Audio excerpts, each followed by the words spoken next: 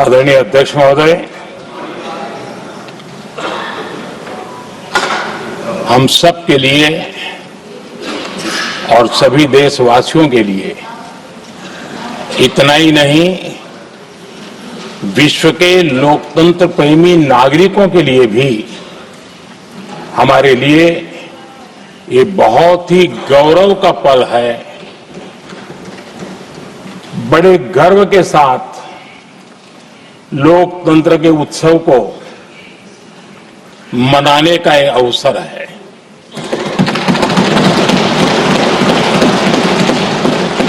संविधान के 75 वर्ष की यात्रा, यादगार यात्रा और विश्व के सबसे महान और विशाल लोकतंत्र की यात्रा, इसके मूल में हमारे संविधान निर्माताओं की दीर्घदृष्टि, हमारे संविधान निर्माताओं का योगदान और जिसको लेकर के आज हम आगे बढ़ रहे हैं, ये 75 वर्ष पूर्ण होने पर एक उत्सव मनाने का पल है। मेरे लिए खुशी की बात है कि संसद भी इस उत्सव में शामिल होकर के अपनी भावनाओं को प्रकट कर रही है। मैं सभी माननीय सांसदों का आभार व्यक्त करता हूं कि जिन्होंने इस उत्सव के अंदर हिस्सा लिया। मैं उन सबका अभिनंदन करता हूं। आदरणीय अध्यक्ष जी, 75 वर्ष की उपलब्धि साधारण नहीं है, असाधारण है। और जब देश आजाद हुआ और उस समय भारत के लिए जो जो संभावनाएं व्यक्त की गई थी, उन सभी संभावनाओं को निरस्त करते हुए, परास्त करते हुए भारत का संविधान हमें यहां तक ले आया है। और इसलिए इस महान उपलब्धि के लिए संविधान निर्माताओं के साथ साथ मैं देश के कोटि कोटि नागरिकों का आदरपूर्वक नमन करता हूं, जिन्होंने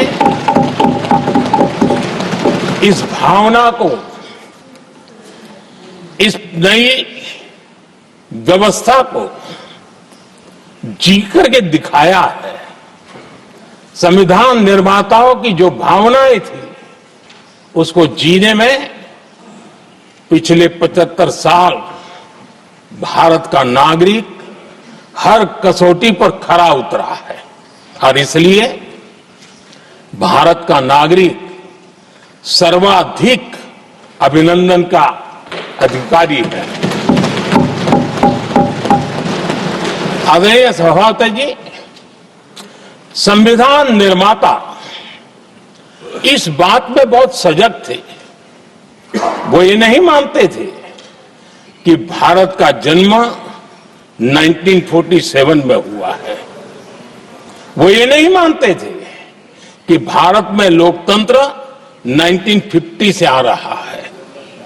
वे मानते थे यहां की महान परंपरा को, महान संस्कृति को, महान विरासत को, हजारों साल की उस यात्रा को, उसके प्रति वो सजग थे। उनको इस बात का पूरा भान था। आदरणीय सभापति जी, भारत का लोकतंत्र, भारत का गणतांत्रिक अतीत बहुत ही समृद्ध रहा है, विश्व के लिए प्रेरक रहा है। और तभी तो भारत आज मदर ऑफ डेमोक्रेसी के रूप में जाना जाता है। हम सिर्फ विशाल लोकतंत्र है इतना नहीं, हम लोकतंत्र की जननी है।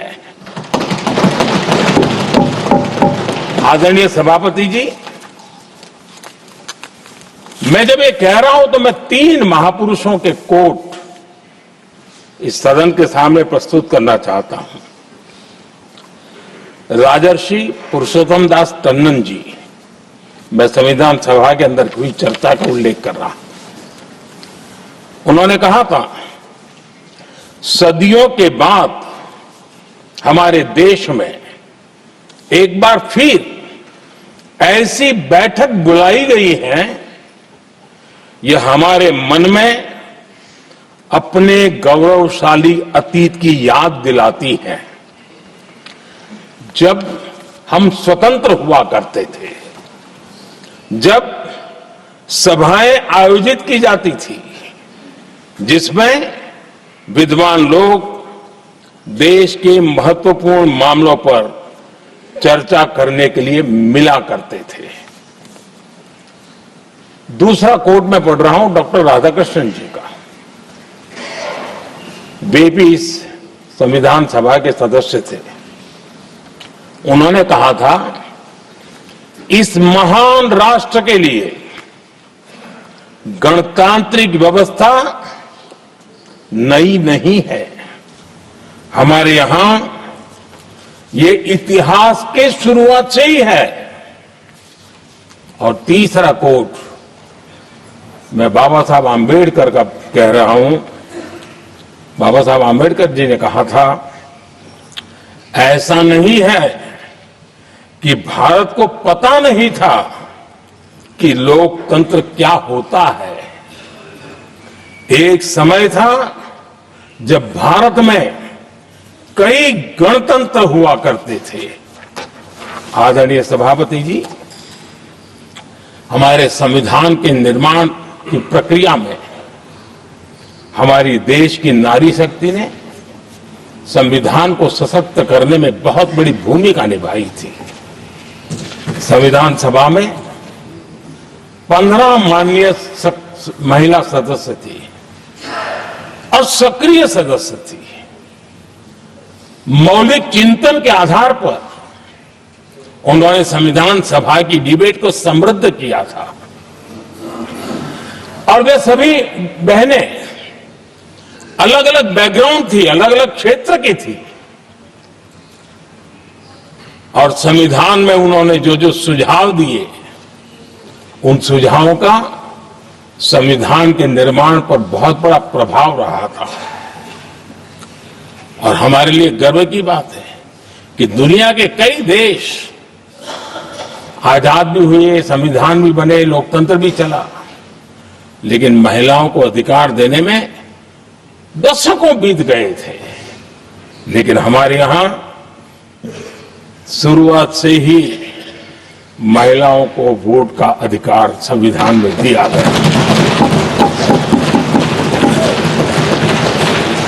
आदरणीय सभापति जी, जब G20 समिट हुई, उसी भावना को आगे बढ़ाते हुए, क्योंकि संविधान की भावना को लेकर के हम सब जीने वाले लोग हैं, हमने G20 की अध्यक्षता के दरमियान विश्व के सामने विमेन लेड डेवलपमेंट का विचार रखा। और विश्व के अंदर विमेन डेवलपमेंट से अब आगे जाने की जरूरत है, और इसलिए हमने विमेन लेड डेवलपमेंट की चर्चा को अंजाम दिया। इतना ही नहीं, हम सभी सांसदों ने मिलकर के एक स्वर से नारी शक्ति बंधन अधिनियम पारित करके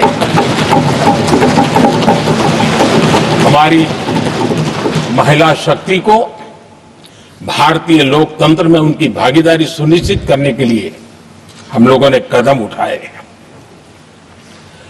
आदरणीय सभापति जी, आज हम देख रहे हैं हर बड़ी योजना के सेंटर में महिलाएं होती है। और ये जब संविधान के हम 75 वर्ष मना रहे हैं, ये संयोग है और अच्छा संयोग है कि भारत के राष्ट्रपति के पद पर एक आदिवासी महिला ये हमारे संविधान की भावना की एक अभिव्यक्ति भी है।